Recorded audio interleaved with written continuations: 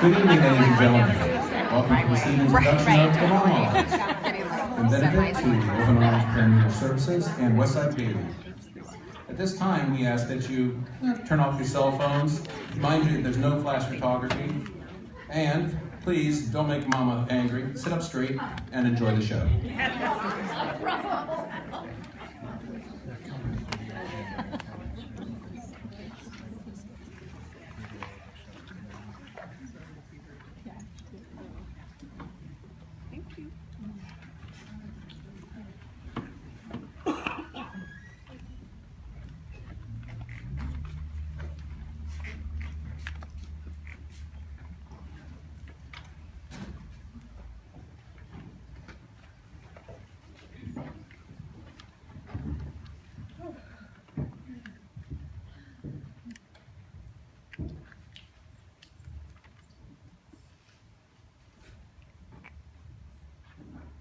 Never set my alarm clock anymore.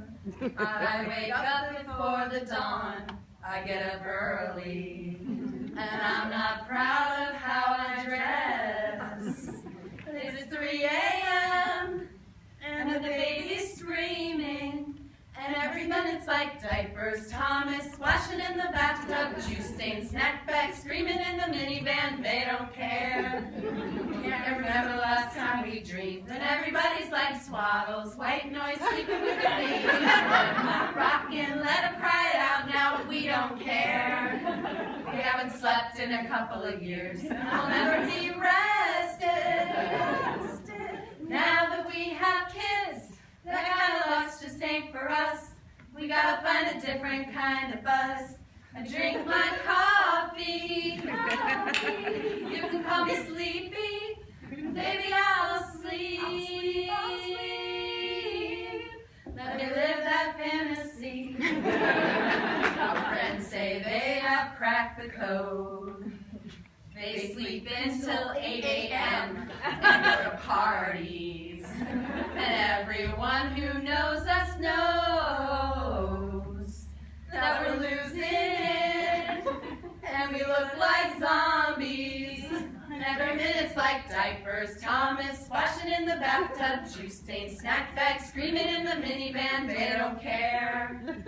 Can't remember the last time we dreamed, and everybody's like swaddles, white noise, sleeping with your baby, warm milk, rockin', let them cry it out now. We don't care. We haven't slept in a couple of years. Oh.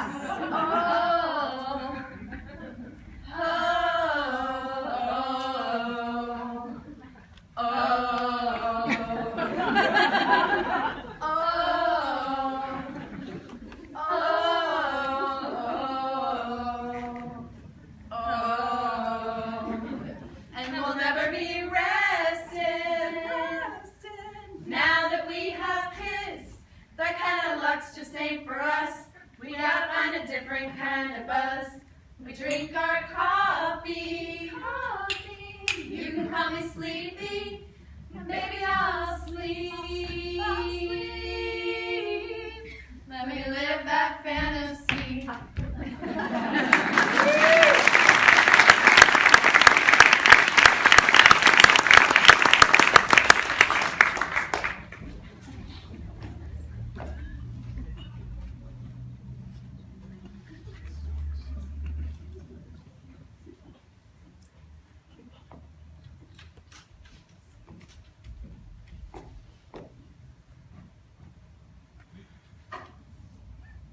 Dear fetus, let me begin by saying welcome.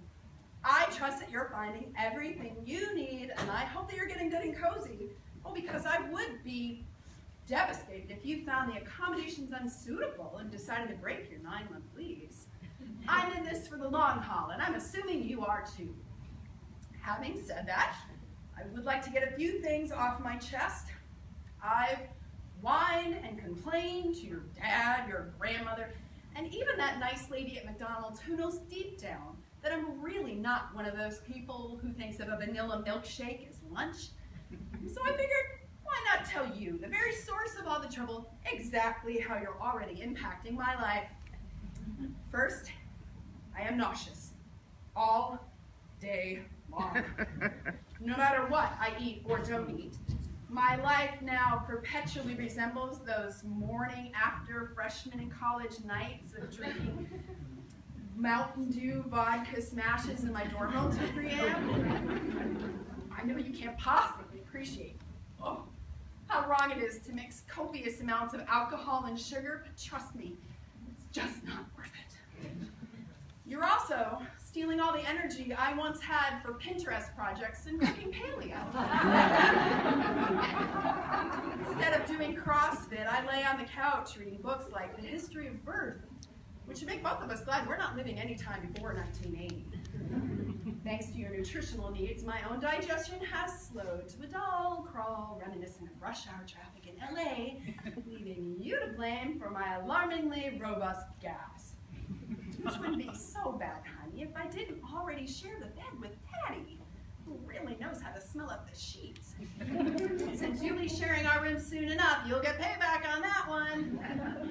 You've also turned my once dainty waist into its own expanding universe, relegating me to wearing black stretch pants and t-shirts. None of my jeans fit anymore because somehow you're causing my thighs and butt to swell too. Thanks to you, little one, I'm afraid of unpasteurized cheese, coffee, sleeping on my back, doing Zumba, and eating any kind of lunch meat. Although, actually, that last one's probably a blessing in disguise. Fear has become my constant companion, and I worry about everything that could go wrong. Your grandma, she says, get used to it. Welcome to parenthood. Now, there is another side of the story that I can't, in good conscience, leave out. You, my little apricot-sized procreant being, my breasts are growing at a more rapid clip than my stomach and ass combined. I'm already outgrowing my brand new C-cup that Daddy got at Target last week. A development that's fun, incidentally, for the whole family. Everyone says that by that second trimester, my energy will double, and my stomach will settle, and my skin will glow. So when we get there, please feel free to dispose of this letter in any way you see fit. In fact, and this shouldn't be too hard given the size of your brain, let's go ahead and forget it ever happened. In closing, dear fetus, I'd like to reiterate again how very happy I am that you've taken up residence in my womb. Please continue to make yourself at home, enjoy the ice cream and pizza while it lasts, and if you can remember anything, let it be this. Head down! Head down!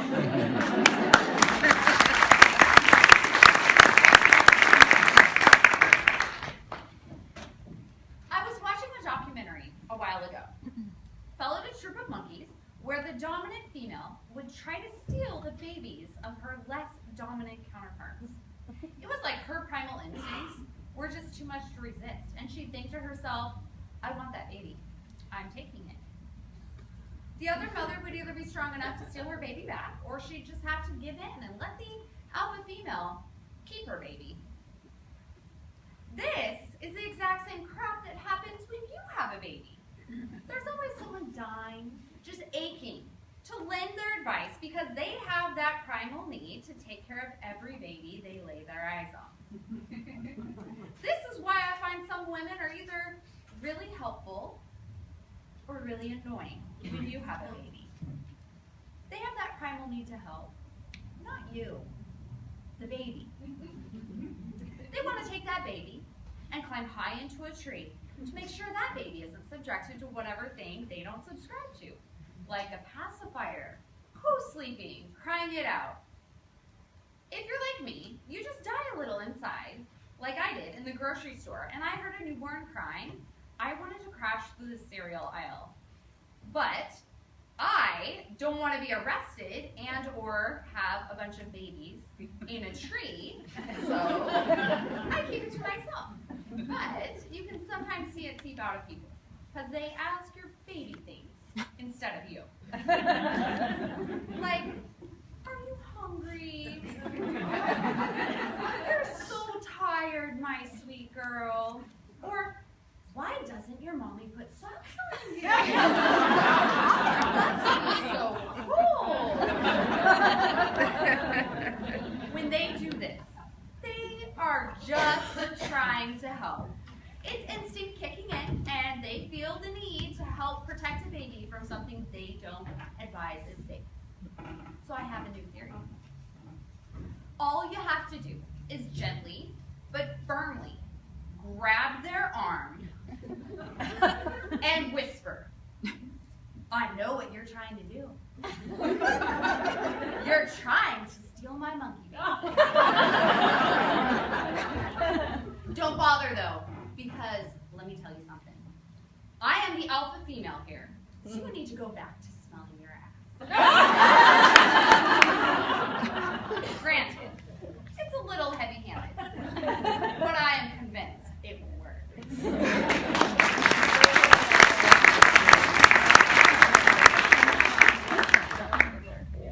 As a lesbian housewife and homeschooling non-gestational parent and transracially adopted mom, I spend a lot of time explaining myself and my family.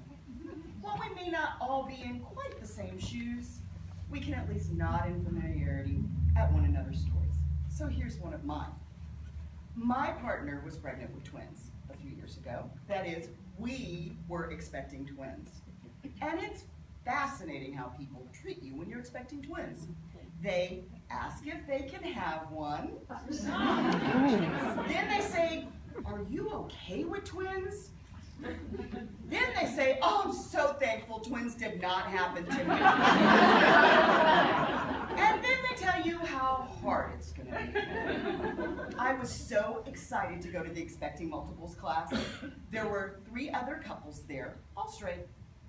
We introduced ourselves and felt immediately at ease with everyone because they were so sympathetic when we explained the legal woes that come with being a queer parent. All was well. We were all asking questions about who could be in the room in case of a C-section, and the instructor stumbled as she got to me. Of course, the dads can be in the room and the other support person. Really? Really? After 2 hours together, an hour of sharing our stories, she couldn't come up with the word partner or spouse or other parent, other mother, anything? It seems that sometimes we, gay people, we make people stumble. And those stumbles just hurt. I remember after a prenatal appointment, my partner Stephanie was waiting to have some blood drawn, and there was another woman in the waiting room, and she mentioned that she was having twins, and we started chatting. I said we were expecting twins too. She turned to my partner, "Oh, congratulations. When are you due?" My partner said July, and I added that we were so excited. She smiled and she looked at my partner again. "Do you have other children?" I answered that we had 2 adopted children and 1 biological, and she looked at my partner again. You could see the moment when she realized that Stephanie and I were together, having these babies together. She said a big internal, "Oh." And then she smiled at us and went off to give her blood. I remember some of this from the first time, but just not as much. I wish I could just let it roll off my back like water off a duck, but it hurts. It all hurts. It hurts when I'm not seen and I'm the invisible counterpart. It hurts when people say stupid things about our babies. It hurts when people do not see me as a real parent. It all hurts. But what doesn't hurt? Seeing those 2 tiny little heartbeats on that monitor today, that doesn't hurt. That just feels great.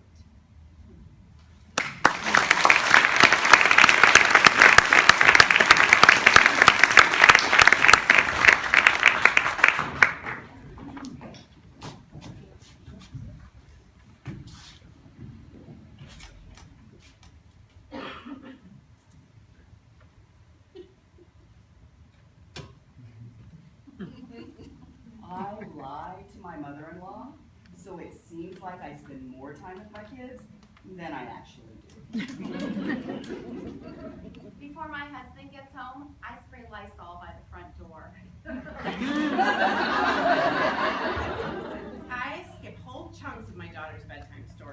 She doesn't know the difference. I told my 4-year-old that it's illegal to get married before you're 29. Sometimes I feel guilty for liking going to work so much. I never, ever hire a good-looking babysitter. Why put candy in front of the baby? I routinely fake a cough and a cold so I can escape to the guest room and have the bed all to myself. That way, if one of the kids gets up in the middle of the night, it's my husband's problem. My 7-year-old son walked in on us having sex. We told him we were doing karate in bed.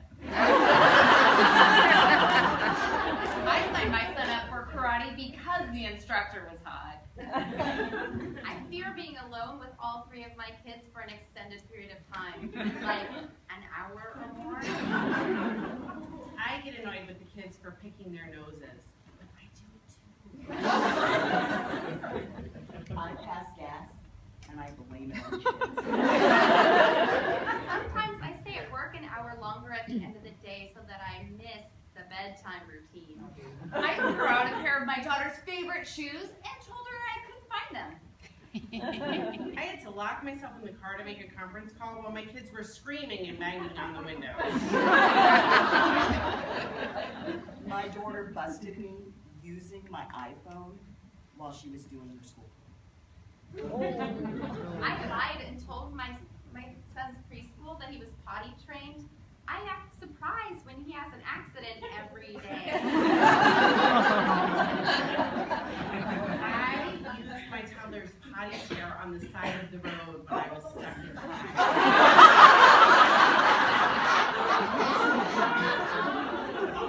We were in the grocery store, and when we hit the wine aisle, my daughter screamed, "Mommy juice!" Planning dinner usually throws me over the edge. One night, I was stressing out, and my 4-year-old looked up and said, "Just order a fucking pizza."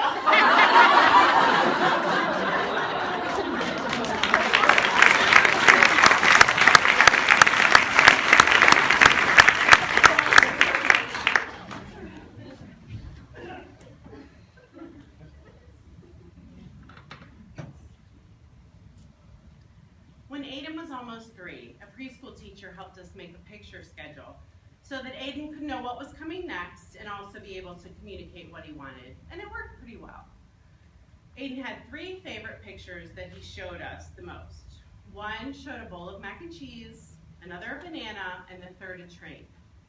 It was when he pulled the third that I began to brace myself for the scream, because he couldn't be satisfied with anything but the real McCoy. Not the huge train set we had in his room, not the Where Are the Trains video he loved, not me racing around the house tooting like a train. No, the train picture meant one thing. I want to see the train. If the train could not be produced in a timely manner, I could usually get in about 2 or 3 soons before Aiden caught on to this ruse and began to reach way down inside for his most toxic sound. I knew I needed to prepare for hell, which was sure to break loose all over the house. One day, the car was in the shop, so I had no way to quickly get down to the tracks. Aiden pulled the train card. I could have sworn he handed it to me with one eyebrow raised, daring me not to go through. I tried to keep it pleasant. "No, honey, no train today. The train is sleeping." Aiden emphatically waved the picture in front of my face. "Oh, look, it's lunchtime. Let's look at the schedule. Oh, mac and cheese. Aren't you lucky?" Again, the picture so close to my face, I could practically taste it. "Aiden, please, not today. We can't see the train today, but we can play train."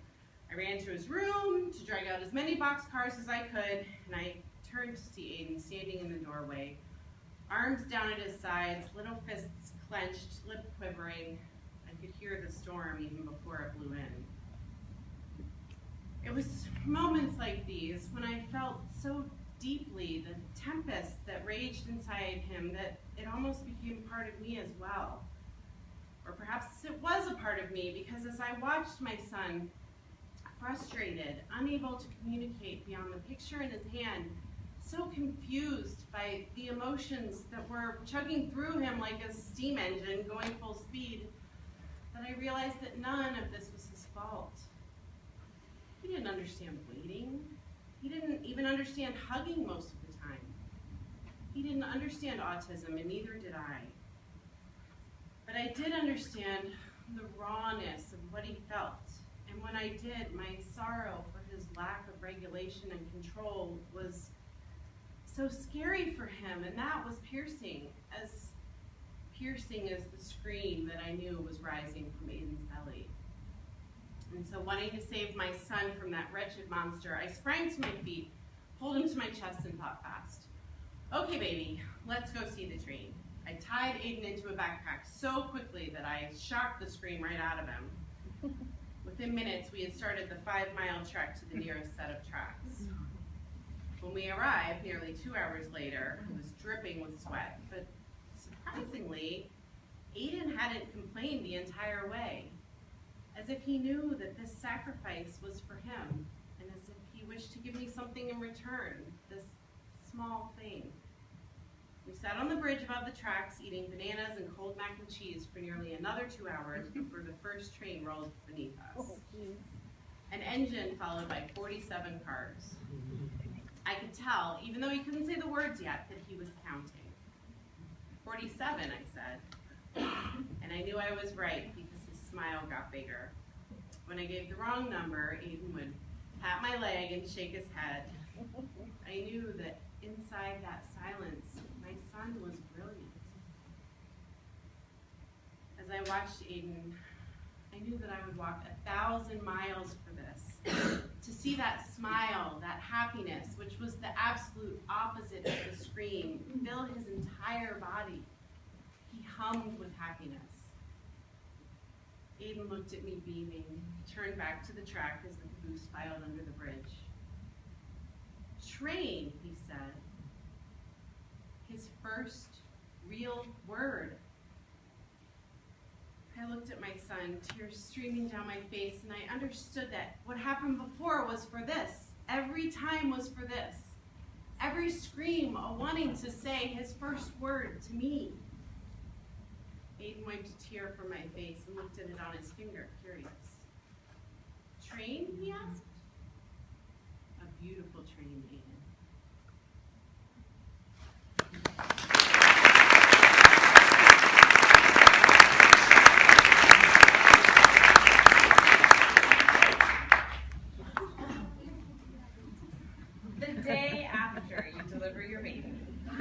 Your husband has the gall to ask your OBGYN when you can have sex again. And the good doctor says, wait 6 weeks.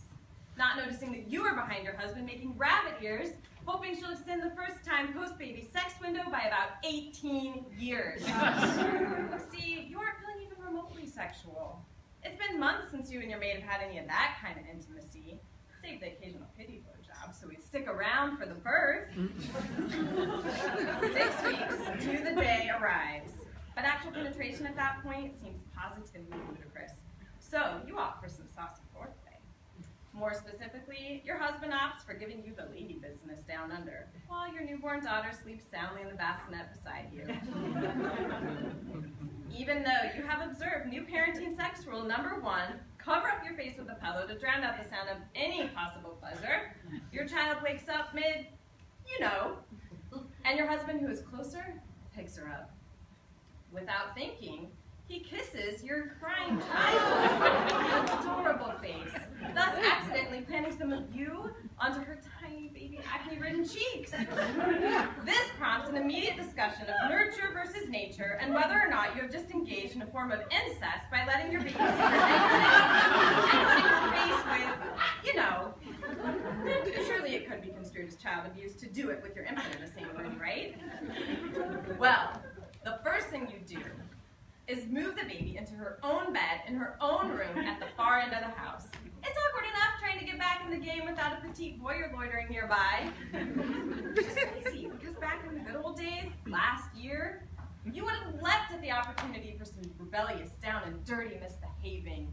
At the thrill of getting caught by a friend, neighbor, or countryman, Good times. Back when sex wasn't under constant surveillance, you and your husband did it all the time. In the shower, the kitchen counter, a moving car, scuzzy motel, in a box with a box. The old you couldn't wait to use sex to express your emotions and let off steam. If you were angry, you had sex. If you were happy, you had sex. You never hemmed and hawed, never looked for ways to avoid, postpone, or permanently prevent sex from occurring. But let's face it, when you have a baby, there just isn't time for the luxury of your basic needs. Post-tot lovin' simply deteriorates to a wholly artificial, time-consuming, unnatural act. And it's an outfret. I mean, if you don't even have time to shower, eat, or cry, why on earth would anyone choose recreational copulation when they could be catching up on much-needed sleep? I mean, my God, wouldn't we all rather be sleeping? Or is it just me? Sorry, but I just don't feel sexual these days. I just feel like a mom. I just feel like feeling like a mom.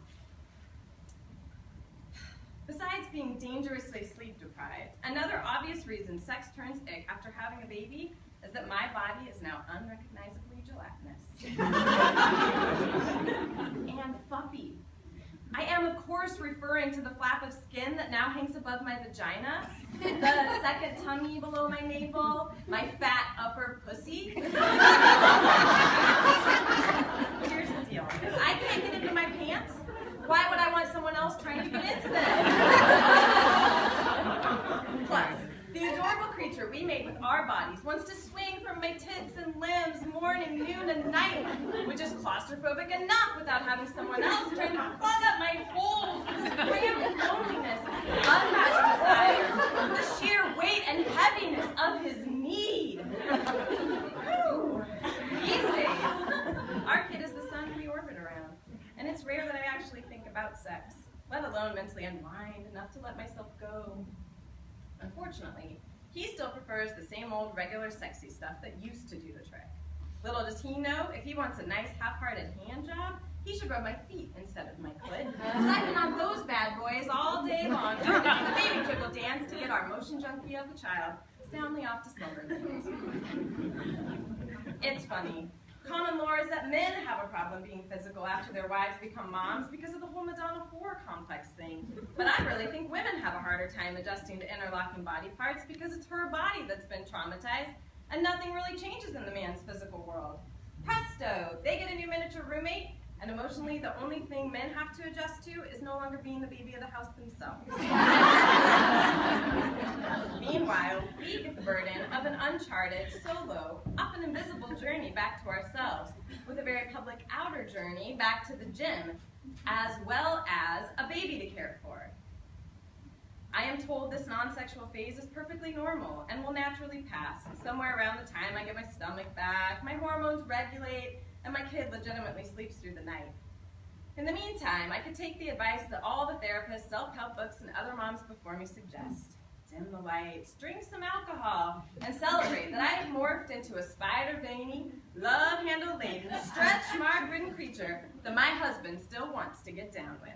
And by God, force myself to get into the nastiness of dry tunnel, milk-shooting, new mom.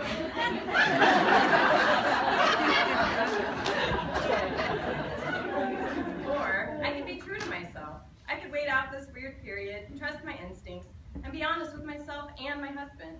In so doing, my marriage will be healthier and stronger because we'll be showing up for each other in the best possible way, with trust, integrity, and love. As for getting back in the groove, I look forward to once again wanting sex with my dear, sweet, patient, loving, sexy husband. As gross as that sounds to me right